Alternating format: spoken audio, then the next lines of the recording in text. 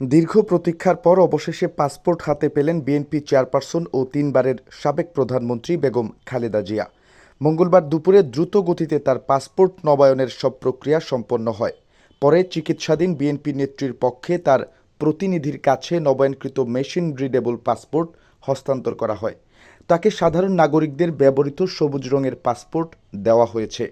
এ প্রসঙ্গে ইমিগ্রেশন ও পাসপোর্ট অধিদপ্তরের পরিচালক তৌফিকুল ইসলাম খান বলেন, খালেদা জিয়ার নবায়নকৃত পাসপোর্ট তার প্রতিনিধির কাছে হস্তান্তর করা হয়েছে। এ বিষয়ে উচ্চ পর্যায় থেকে নির্দেশনা আছে। মূলত এর পরপরই দ্রুততম সময়ে পাসপোর্ট প্রিন্টিংয়ের উদ্যোগ নেওয়া হয়। মঙ্গলবার বিকেলেই তার পাসপোর্ট হস্তান্তর করা হয়। সূত্র জানায়, এর আগে ২০২১ সালের জুনে চিকিৎসার জন্য খালেদা জিয়ার বিদেশ যাওয়ার প্রক্রিয়া চূড়ান্ত হলে তার পাসপোর্ট নবায়নের উদ্যোগ নেওয়া হয়। তড়িঘড়ি পুরনো পাসপোর্ট নবায়ন করে ডেলিভারির জন্য রেডি করে পাসপোর্ট অধিদপ্তর।